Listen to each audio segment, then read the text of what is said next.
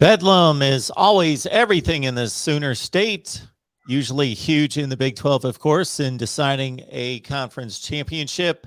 This year, even beyond that to the national scale. We will talk Bedlam for a full 60 minutes with you right here on Oklahoma Sooners Live. We got Jason Ray on the line, of course, from Last Word on College Football to help us break it down. Jason, how you doing today? Doing good, Mark. Thanks for having me. It's almost the end of the season here. With everything on the line for really both teams, but definitely for Oklahoma. So yeah, it's excited to get back into it. Before we get to the matchups on the field, the College Football Playoff Selection Committee made its latest rankings known on Tuesday night. Oklahoma State at 7, Oklahoma at 10. I believe both teams moved up 3 spots. Yeah. Regardless, they sit at 7 and 10 now. So there's a thought by me that what should happen is that that Oklahoma State or Oklahoma, having gone through the Big 12 gauntlet and then winning a conference championship game, should be a playoff selection. I wonder how much the 7 ranking tells us versus the 10 ranking, and whether Oklahoma State truly has more of a inside shot at leapfrogging Cincinnati than even Oklahoma does.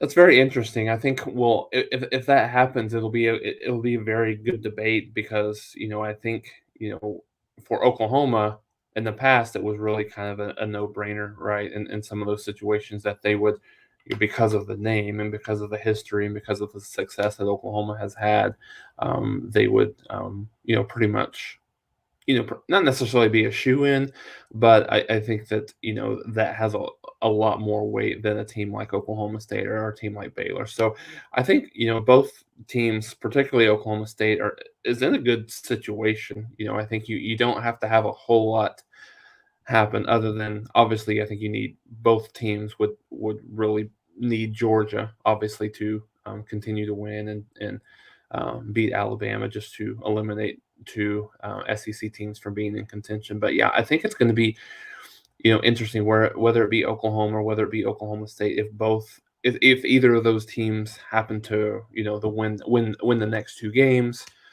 and Cincinnati wins out, what does that do perception wise versus an undefeated Cincinnati versus a 1-loss either Oklahoma or Oklahoma State in that debate. I think, to your point, I think Oklahoma State's resume is certainly stronger than Oklahoma's thus far this year. However, if you're Oklahoma and you beat Oklahoma State back-to-back weeks, what does that do to that national perception, which has been a team that has historically been really good this year? They've not been as impressive as most people would have thought.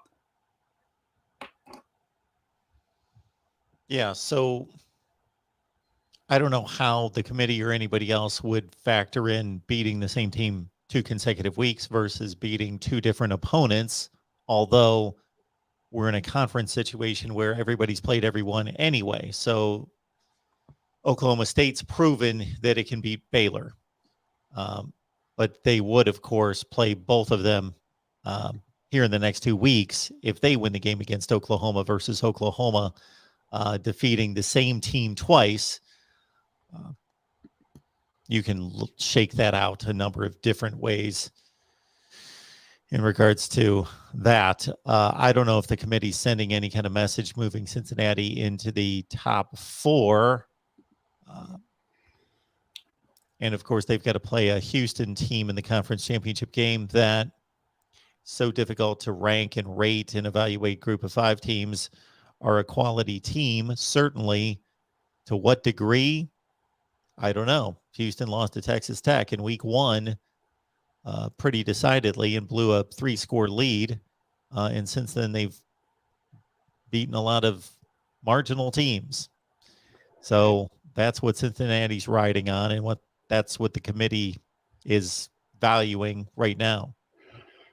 Yeah, I mean, I think you're right, Mark. I thought there was a chance we might see Michigan at 4 and Cincinnati at 5, but I think, based on Cincinnati finally got that impressive win. I know it ended up being 48-14, but they dominated SMU throughout that game on Saturday. So they finally got that dominating win against a lesser opponent than that they were that I think the committee and then internally Cincinnati was looking for. So don't really don't really have a lot of blame, for that. I think they kind of needed to. I think just from where Cincinnati is from an undefeated perspective. But the one thing that I was really pleased with and a little surprised, but I think really pleased with the fact that how well Ohio State played on Saturday, and Alabama didn't play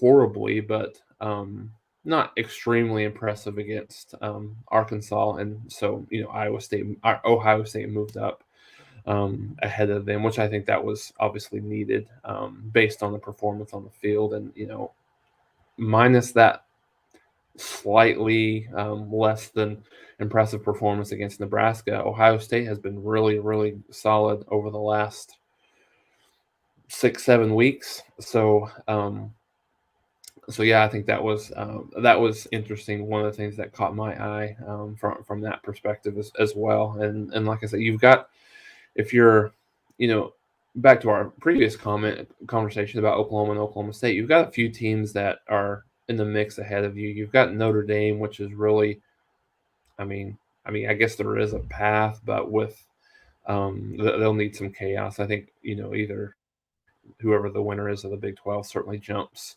them, and you got to think if Alabama loses, they will jump them. So they're both of those teams are in decent shape, not not completely controlling their own destiny, but still at the same time they have there's a certain clear path, which for Oklahoma, I don't think we could have said that a couple of weeks ago. I think a lot of people, including us, thought if Oklahoma lost the game, then based on their track record this year, then they probably were out of the conversation. But may not necessarily be the case now. We'll see. I mean, to your point, it'll be interesting to see how the committee would value a back-to-back win situation versus a team that many people think is a consensus top 10 team in the country. There is still the possibility that Alabama loses a close game against Georgia and retains a top 4 spot. There's much debate there in regards to evaluating the team versus evaluating and honoring the record, the championship, and honoring what the structure should be in terms of deserving. I can go both ways on that in regards to, at least I get the argument that Alabama is probably a top 4 team in the country. And even if they lose to Georgia, they are probably one of the 4 best teams in the country. But if that's rewarded, I really don't. I think that really tarnishes the process and really tarnishes the sport. Like, why are we playing in conferences? Why are we competing for conference championships? Why are we going through the process of playing these games? Because otherwise it just seems like the SEC is going to get its spots, and then some combination of Ohio State, Clemson, and Oklahoma are going to get the other spots, and that's what the sport is. Yeah, no, completely with you. I mean, I think the part that I would have a big problem with just nationally, if you put in a 2-loss Alabama over an undefeated Cincinnati team, I mean, that's a little problematic for me. Exactly to your point on do the games matter anymore on the field, or just do we just select the 4 teams that we think are the best? Now, the one thing that I would say with Alabama is if you have a team like Alabama and you think, I mean, I think most of us would agree that as of right now, they're probably one of the 4 best teams in the country. Having said that, they haven't necessarily played extremely well down the stretch. Beat Arkansas by 7.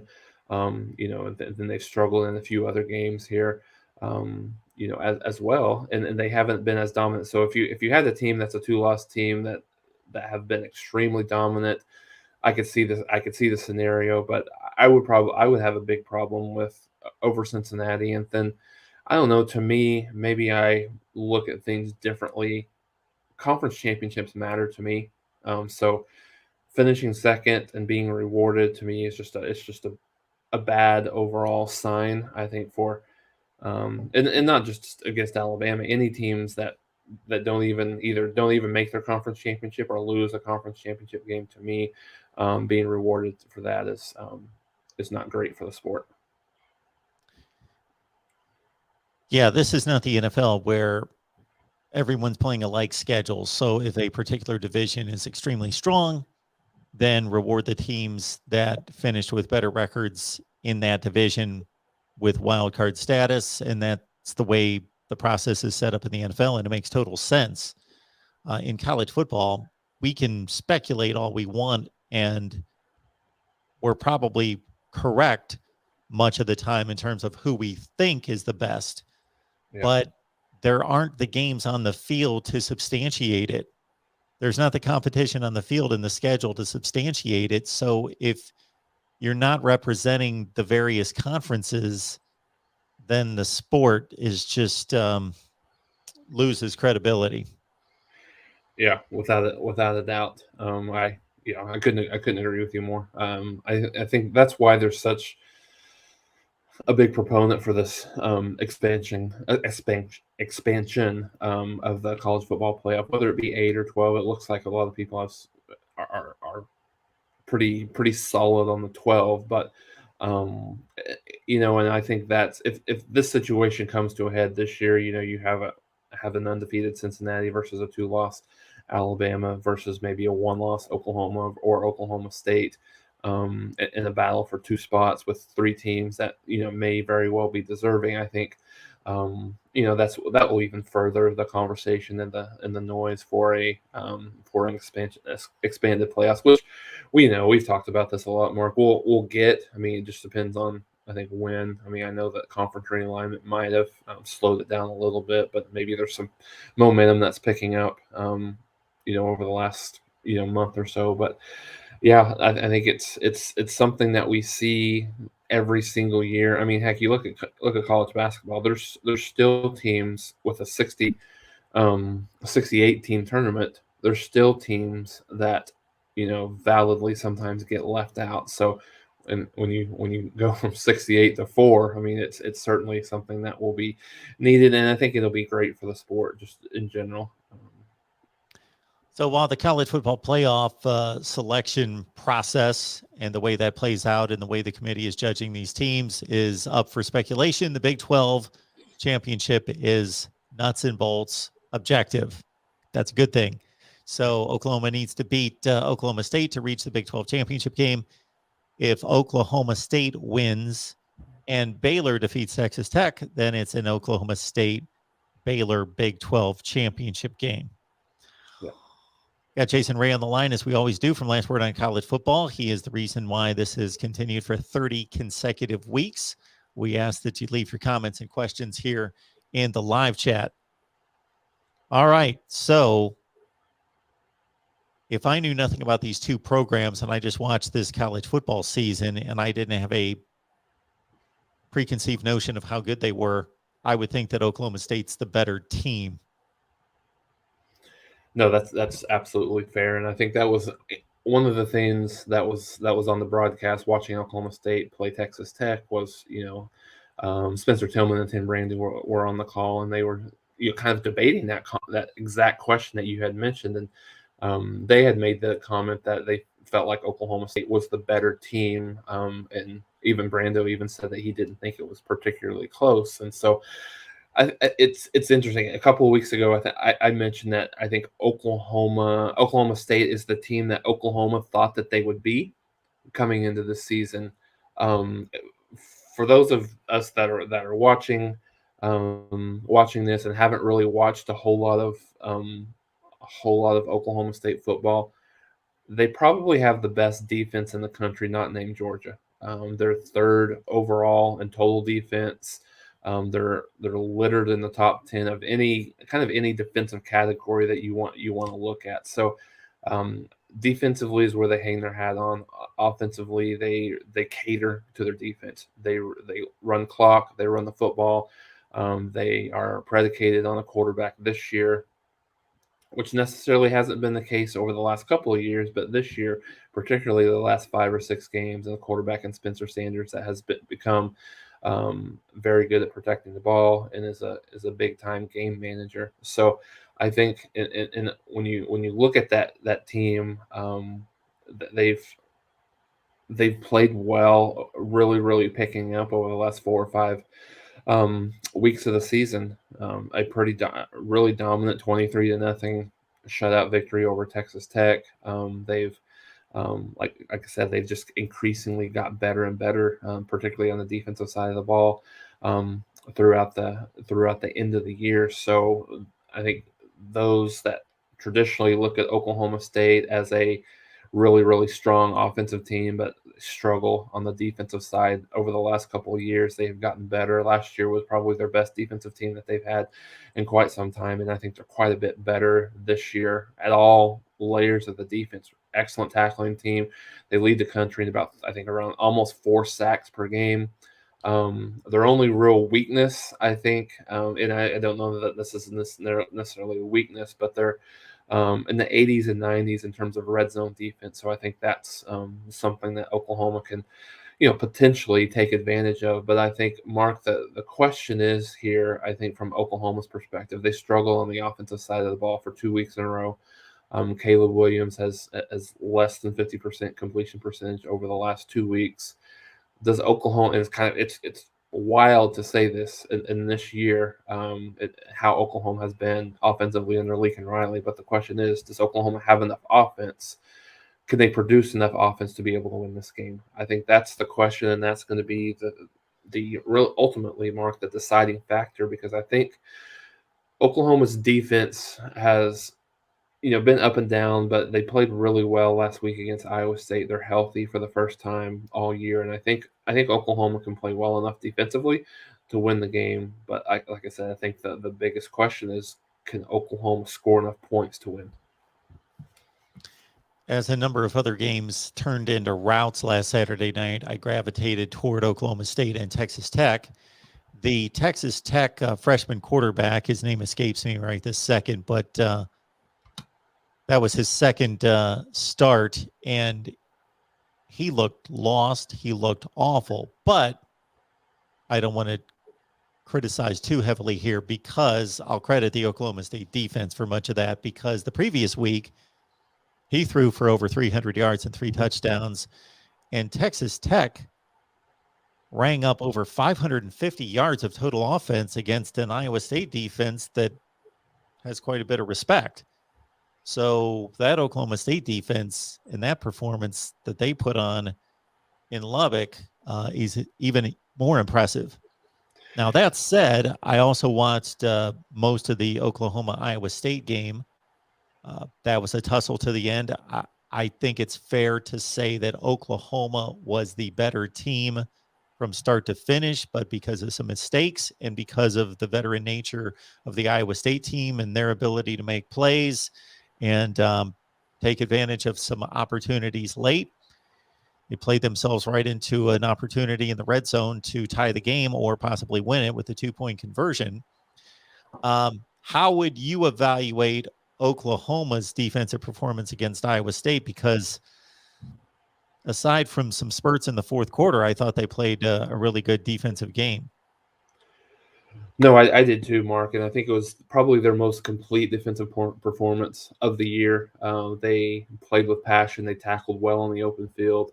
Defensive line was pretty dominant at times. 7 sacks. I think they had around 11 tackles for loss for the game. So I think they played about as well as you would expect. And I think there's a little bit that has to do with that, with the fact that Oklahoma's starting to get a little bit healthier, at least on the back end. And I think one thing that's really kind of been a spark for Oklahoma was Jalen Redmond. He played really well in the game Saturday. So I think that's where Oklahoma has to win this game on the defensive side of the ball, because they're not as electric. They're not as as good on the offensive side of the ball. I mean, they're still in the top 10 in terms of scoring offense, and I think they're sitting like right at around 38 points per game. But yeah, no, I think that the offense the defense played, when you bring everything together, their best game of the season. However, I will give the caveat exactly what you mentioned.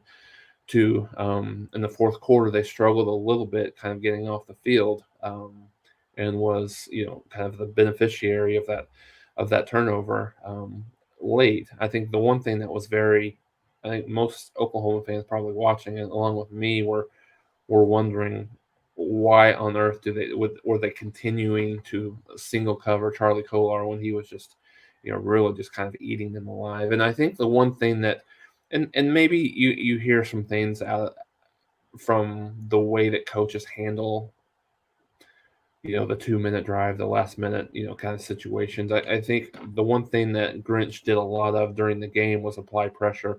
Um, blitzed a lot, and they kind of got away from that the last couple of drives, and Iowa State really just kind of picked them apart. So I think that's the recipe for success for Oklahoma over these, which could be next couple of games or this game Saturday, is just to put amount as much amount of pressure as you can on Spencer Sanders, because he has been known, not necessarily as much this last part of the year, but it really has been known as a guy that will be willing to turn the ball over, whether it be a fumble or interception. So get some turnovers and stuff like that to give your offense maybe a short field. I did think that Brock Purdy made a bit of a careless mistake at the end of the first half, considering that they weren't really in serious scoring range. They were somewhere near midfield, and there were a few seconds left in the first half. And of course, Jalen Redmond, I don't remember who stripped the ball out, but Jalen Redmond made the play to take it to the house. Who was that? Do you remember who it was that made the strip sack on Brock Purdy? I'm trying to remember. I mean, it was a defensive lineman. It was either Nick Benito or Isaiah Thomas, one of the two. It's escaping me who it was right now. So regardless, yeah. So Iowa State gives up the touchdown there. And then after working the ball down the field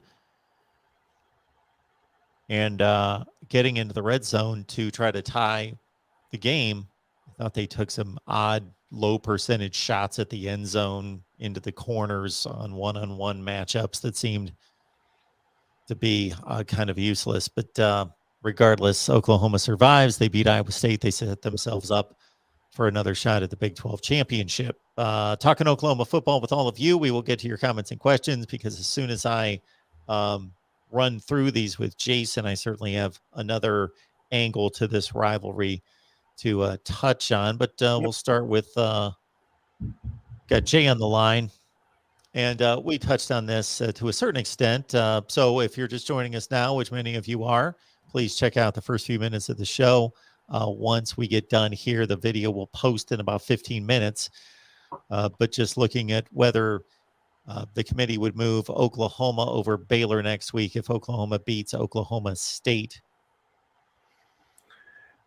I would think so. I would think that for a variety of different reasons, Oklahoma and Oklahoma State will still be the two teams that will be playing for a Big 12 championship, and Baylor will be kind of on the outside looking in. I mean, I know that head-to-head means something, obviously, but I think at the same time, with Oklahoma going into the Big 12 championship game with one loss versus Baylor not making the Big 12 championship game and then having those two losses, that would probably be the trump card. I would think that you probably have an Oklahoma team that if they were to win this week, I would see them probably in the 6 to 7 range next week. I mean, particularly if Ohio State beats Michigan, you would think that Oklahoma, should they win, would be above a 2-loss Michigan team. Maybe it looks a little bit different if it's a field goal game or if it's a last second loss, but I think Oklahoma's probably in that 6-7 range if they win this game Saturday. And that's what's difficult about these rankings, among other things. I'm looking at these rankings last week, and I see an Arkansas team that was 21, and the committee drops them to 25. They were 21, and they went and played at the number 2 team in the country on the road, and it was a competitive game down to the last possession, 42-35. Now, I would think it's reasonable. I would actually think, in some sense, you could argue that that performance should be rewarded. If you're the number 21 team in the country and you're playing at the number 2 team in the country, you play them within one score. I just, and I know the rankings are difficult because you don't want to reward losses at the same time, but All right. that seems like a reasonable expectation of the 21st ranked team in the country. I think it's actually a good result for the 21st ranked team in the country. Yeah, no, I completely agree with you. I mean, similarly, Mississippi State, they were ranked 25th. They literally won. They won their game, and they got they got dropped out of the top 25. And granted, I get it. They were playing Tennessee State, which is a relative um, obscurity of it from a FCS perspective. But yeah, I mean, the fact that you won and you drop is just is bizarre to me. But no, I completely agree on the Arkansas thing, and I think specifically after the way they played at Georgia, really were never competitive in that game, and then come back the way that they played in this game, and to your point, completely competitive down to one possession. And in fact, I mean, I know they trimmed it to one possession, but they were down 7 and they had the ball deep in their own territory, and had a chance with 3 or 4 minutes left to go tie the game. But no, I think I think you're right. I mean, it's strange. It's strange that the thought process that goes through some of the committee's mind at this point in the season. Jay, I would answer your question by it doesn't matter. So Oklahoma State needs to win the last 2 games. It really doesn't matter where they are ranked in respect to Baylor next week, because Baylor would not have the opportunity to further their season and win a conference championship and notch another big win if Oklahoma wins. So, yeah. All right. Let's see. Jimmy's asking about the availability of Andrew Rame. Yeah, I've not heard, how Riley is about, about these injury situations. So Andrew Rame went out fairly late in the game against Iowa State. I've not heard anything. I've tried to get some information, but just there's not a whole lot there. So I don't know. I think Oklahoma's probably in pretty good shape, even if Rame is not able to play. Robert Conjal came in and came in for him and played really well. So it wouldn't be a big deal, I think, for me if Andrew Rame is not able to play, but I haven't heard anything definitively whether or not he's at this point he's going to be able to play or not. So back to the matchup with Oklahoma State from a psychological standpoint, and I've been mildly critical of Mike Gundy in this way. I think he's a fine football coach. I think he's roughly I'd have to go through the rankings and what I thought of each coach, but roughly a top 15 to 20 coach in the nation. So nothing wrong with that. He's very capable. He's done a great job at Oklahoma State. Took what Les Miles had started there and built on it. It just appeared as though around 2010, 2011, that this Oklahoma State program was turning into, I don't want to overstate it, to elite status, but close to that. Like they were going from what I would consider to be a top 25 program right this second, even though they're having a better than top 25 year, but I'm talking about the overall program year to year. Year to year, they go 8-4. That's probably it's like their Mendoza line is 8-4, and that's pretty much what they do every year. And it appeared about 10 years ago as that though they were exceeding and pushing past that, and then they leveled off and they become what they become, and that's fine to a certain extent. But I've been a little critical, just that it just doesn't seem as though there's that desire, and it's easy for me to say, and these coaches and the coaching staffs, and they put a tremendous amount of work into it, even just to go 8-4. So I don't want to diminish that in any way. At the same time, here we are now in 2021, and they have a huge opportunity here that doesn't pass them by every year like it does, or present itself every year like it does with Oklahoma. But we know that there has been a huge psychological barrier. Now, I would say that Oklahoma's been the better team most of the time anyway. But to go, I don't remember the exact numbers, but something like 2-13 against Oklahoma, something in that range. Yeah, I think he's 2-14 after last year. So yeah, but it's interesting, Mark. I think the cycle of this rivalry, to your point, the psychological side of it is so interesting to kind of look at, because Gundy's 2-14 against Oklahoma, has won one time. You know, they played Oklahoma and Oklahoma State since Gundy has been here. They played 5 times, with Oklahoma State being the higher ranked team. Oklahoma State has only won one, and that was the 2011 season when Oklahoma State won the Big 12 championship that year. So I think there's a lot of thoughts that kind of go into that. Gundy has been pretty. I hate to use I hate the word choke and just in general with athletics, but I think he's been ultra conservative. I think in a lot of games against Oklahoma, and I think Oklahoma's kind of outcoached him, whether it be Lincoln Riley or Bob Stoops from year in and year out. I'm probably going to make a comment that's not going to make a lot of people on here happy. I think Oklahoma State is a better overall football team than Oklahoma is this year. So I think, from a talent perspective, I don't know if you want to call it production, if you want to call it talent, they're a better team right now.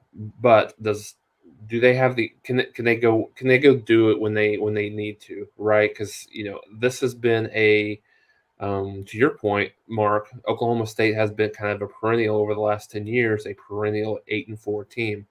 Oklahoma State was picked really kind of in the middle of the pack this year, in kind of just the Big 12 just in general. So I think a 7-5, 8-4 team was really expected. So with what they have now, the opportunity that they have in front of them, first time in program history they've ever made the Big 12 championship game in the era that there's been a championship game.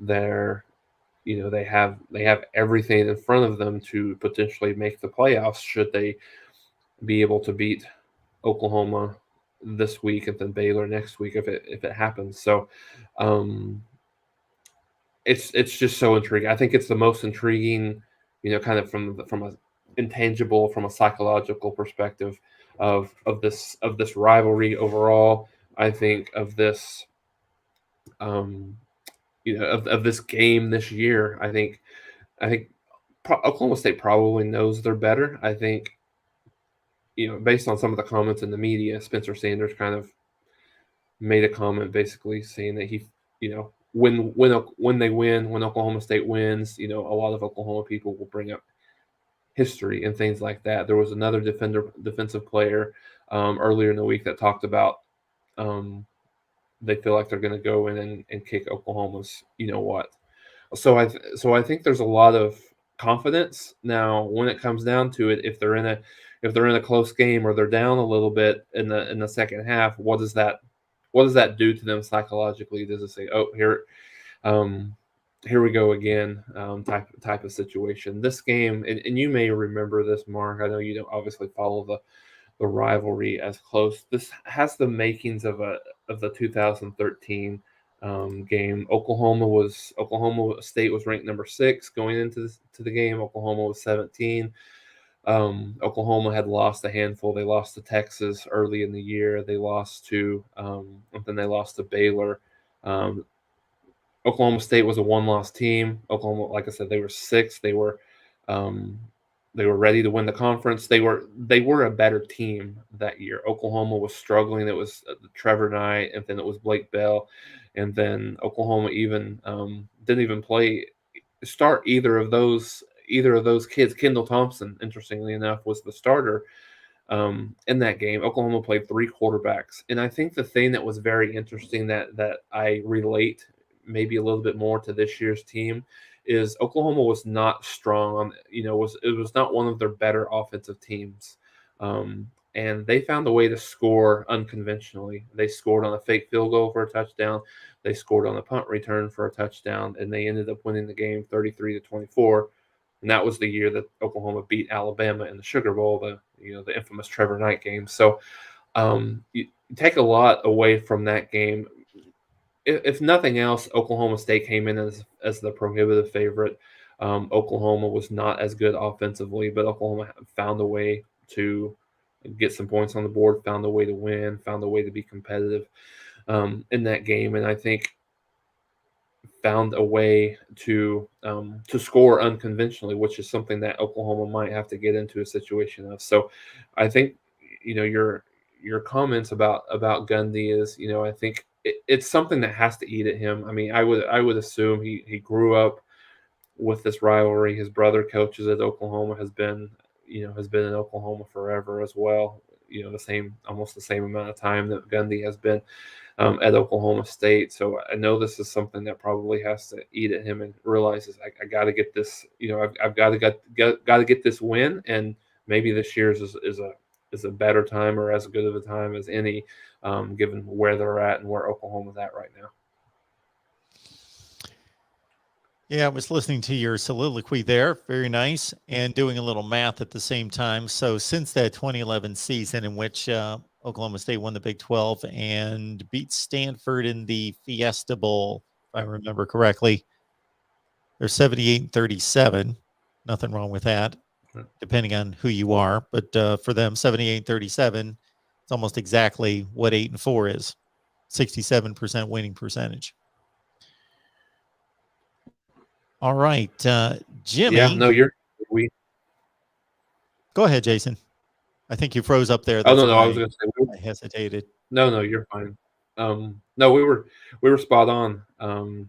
Yeah, we were both spot on in that, and so yeah, it's an incredible opportunity. I mean, it's funny looking at this game, is because we have I know that we both had talked about our penchant for being interested in chaos this year. We have an opportunity for, after this weekend, Clemson and Oklahoma. Not only would they potentially not even win a conference championship, neither team may not even make it.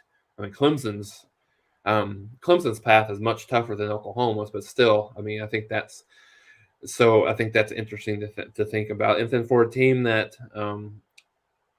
had so many expectations coming into the year, falling short of not even making the Big 12 championship game, will be a massive disappointment. And then exactly what we talked about with Oklahoma State, look like they have the better team, but can they find a way to win this game when they've struggled for so many years? I get asked about coaching decisions every day, and especially with what's been going on for the past few weeks, multiple times per day. So I understand this is a difficult one to answer, but how serious do you think Lincoln Riley is considering LSU? And do you think that the conclusion to this season has anything to do with his decision? Good question. I know that Lincoln Riley has come out and publicly said that he hasn't really denied anything. What he has said is basically, he said, you guys know how I feel about Oklahoma. I'm not interested in any other jobs. Just very status quo. What you would hear from a coach at this point. Here's the thing that I've continued to say, and I haven't seen this corroborated by anyone, but other than one media member that had said that there was an offer on the table for $96 million, 8 years for Riley to go to LSU. So if it's in that neighborhood, if he's been offered, if it's in that neighborhood, you have to listen. I mean, the amount of money and what LSU brings to the table, you have to listen.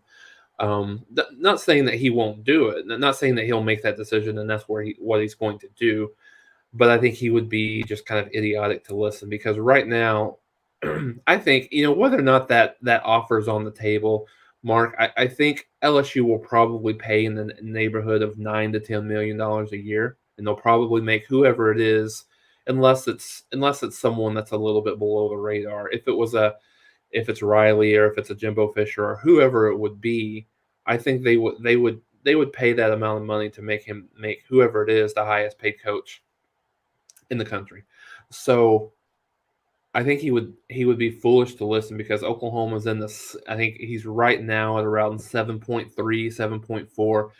7.4 million with Oklahoma, which makes him a top 10 in terms of highest paid coaches in the country. But you're telling me that you're going to give me a pay raise that's going to go from 7 to 10, and I'm not even going to think about it. So I think we got to make sure that we understand. Yes, I think he absolutely would think about it and entertain it. And I think that the thought that you said is spot on, Mark. This is something that we talked about early on in the year before the season even started on Oklahoma's expectations. If they don't make the playoffs, if they don't win a national championship, does Riley in the back of his head think, gee, I don't know if it's possible for us to win a championship at Oklahoma? Having said that, it's, given the fact that it's getting ready to be even more tough to win a championship with, moving to the SEC, whether that's next year, whether that's 3 years down the line, whatever it is.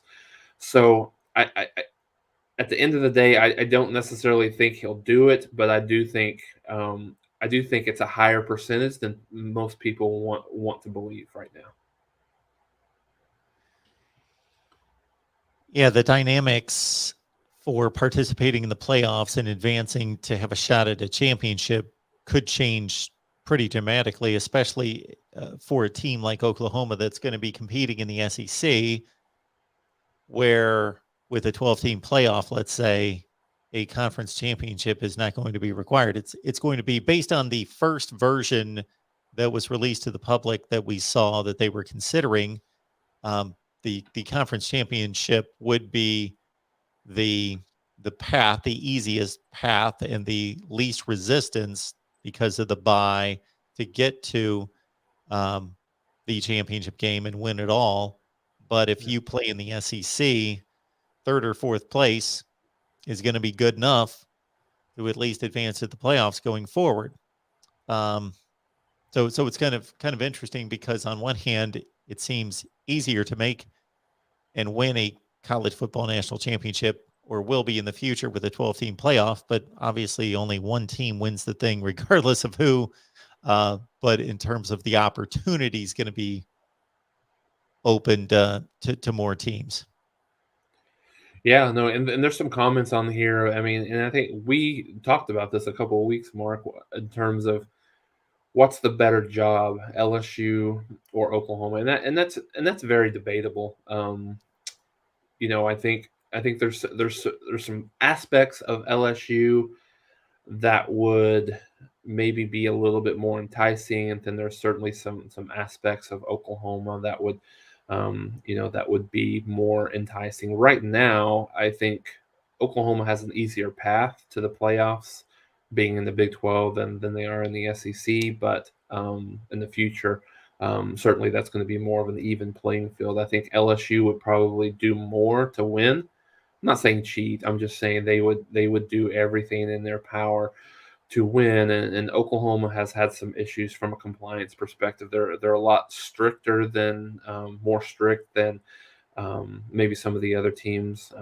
in the country. So I think there's been some thought Oklahoma, just from a compliance perspective, they'll have compliance officers. I've been told this at practice with a stopwatch, basically making sure that practice doesn't go longer than the NCAA allows. So they're kind of at that level not that that's a bad thing, but certainly I don't think that's probably happening very many places across the country. But yeah, it's such an interesting conversation, in terms of I think it's LSU's no. Let's just, kind of just suffice it to say, LSU is definitely no worse of a job than what Oklahoma is right now. I think. However, one of the comments that you have and specifically that you had on the screen a couple of minutes ago, maybe the pressure maybe is a little bit higher at LSU than it is at Oklahoma. I mean, that's again debatable. I mean, given the fact that where what Oklahoma's really requirements are, what the foundation is for that program, just a kind of a national championship play or playoff game or bust type of situation. So I don't know. I think it's going to be very interesting. To your point, should Oklahoma finish 10-2, miss out on the playoffs, miss out on the Big 12 championship? What does that? How does that play into that decision? It's going to be interesting. And it was brought up by several people in the live chat, I believe, last week, just debating who's been the more successful program. And it is debatable, at least in my eyes. You can look at different perspectives. If you're looking at consistent winning, then Oklahoma certainly wins that argument easily. But LSU, of course, has peaked 3 times to win national championships and get to another national championship game since the last time Oklahoma won a national championship. So yeah, I mean, yeah, that could be the big determining factor right there, Mark. That's that's a big one. And I mentioned about the Oklahoma monster, so to speak, and I think it's one of those things where the monster really needs to be fed from the perspective of Oklahoma has the longest drought between national championships that they've ever had in program history with the 23 years right now. So, or 22 years, I should say. Close. It will be 22 years once the national championship game is played this year. So, yeah, I mean that's part of it. I mean, there's a lot of pressure at both schools, and the fact that LSU has won multiple national championships since Oklahoma has is a big it's a big factor, I think. There was a question that came in the chat concerning the defensive alignment and the availability of DJ Graham, and if that's going to affect Key Lawrence's role, possibly at nickelback. Yeah, I think that's probably what you see, Mark, is I think we'll see that exact situation. I think we'll see Key Lawrence in at the nickel, and then because DJ Graham played a lot last week with Woody Washington, I think that allows Oklahoma to have their 5 best defensive back from a secondary perspective in the game with Key Lawrence, Woody Washington, DJ Graham, Delarian Turner-Yale, and Pat Fields all in at the same time. So I think that's what you'll see a lot. The Grinch likes to sub those guys in and out a lot, but I think you'll probably see those guys more than any of the other combination.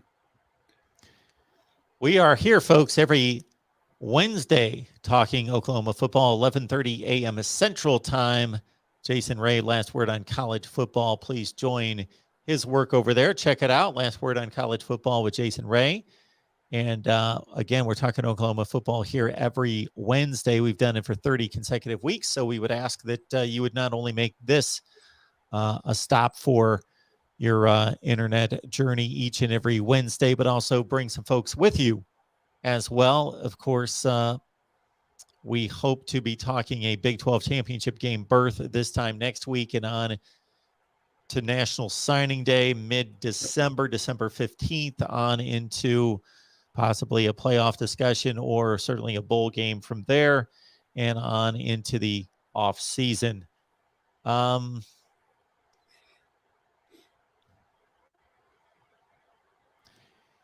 is there anything we've missed in regards to this, the matchup? I don't want to shortchange the X's and O's on the field and what could possibly happen. I have seen Oklahoma State play, saw basically the entire Texas game. I saw them for most of the second half, I guess, against Texas Tech last week. Saw much of the Baylor game as well.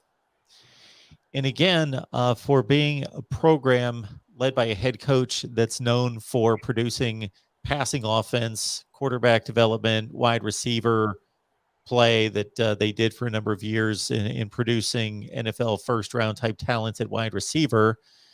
It's been the defense for these past couple seasons that has taken the forefront there at Oklahoma State, and their formula seems to be fairly simple, that they're going to pound you with a run game, and Spencer Sanders is going to be able to threaten you a bit with taking off on his own, and as long as he doesn't make too many mistakes, Oklahoma State is going to win that way.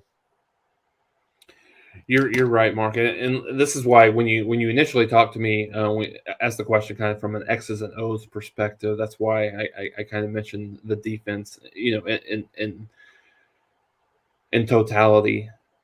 For those that haven't really got a chance to watch Oklahoma State as much, and this is a statistic that sometimes can be overblown, but Oklahoma State's given up one touchdown in their last 3 games combined. And granted, I get that in last 4 games, Kansas, TCU, West Virginia, and Texas Tech. So obviously not the strongest teams in the conference, but still you go play who you have against you right there. So I think that's such a big fact. And like I said, with Oklahoma, we haven't even gotten to the fact the discussion that we talked about a little bit on our post game,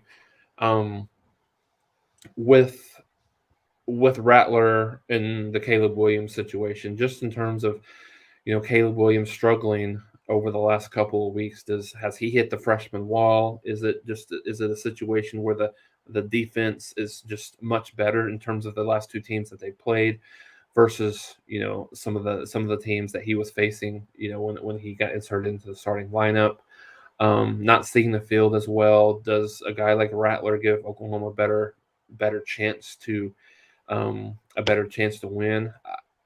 I don't necessarily think that's the case now. Just kind of looking at it kind of from a totality perspective, I think Caleb Williams, even if he's not as efficient as he has been in the past, I think his ability to run gives Oklahoma a little bit better chance with Rattler. However, having said that, with everything on the line here, I think Riley could have a quicker trigger that he's had in the past. So I think Oklahoma's going to have to find a way to score, like I mentioned in that 2013 game. I think Oklahoma's going to have to find a way to score, maybe in unconventional ways, right? I think, whether it be a punt return, whether it be a defensive touchdown, whether it be, like a fake field goal like they did before. Oklahoma, I don't think the struggles that they've had on the offensive line, the inexperience at quarterback, the not that they're bad at receiver, but the lack of just kind of huge playmakers at the wide receiver position, I think makes it a problem, makes it problematic for Oklahoma to be able to just line up and go up and down the field against Oklahoma State consistently throughout the game. So this doesn't happen very often, but I think this is going to be has the makings of a low scoring game. I think somewhere in the neighborhood of a 21-17, 24-21 game. I don't really see either team getting over 24 points in this game based on how good defensively that Oklahoma State is. Oklahoma State's not as good offensively, but Oklahoma's starting to play a little bit better on the defensive side of the ball. So I think just looking at the way Oklahoma State, they've ran the ball 500 times versus 319 passing attempts on the year. So to your point, Mark, they are a very, very heavy run-based team right now. They're going to run the clock. They're going to play to the strength of their defense, play field position, and try to win the game that way, I think. 7:30 Eastern, 6:30 Central. Oklahoma and Oklahoma State bedlam for berths in the Big 12 championship game, although Oklahoma State has already secured a spot. So it's up to the Sooners to try to make it a back-to-back affair of bedlam. That should be intriguing in and of itself if we get that in 2 different locations, of course.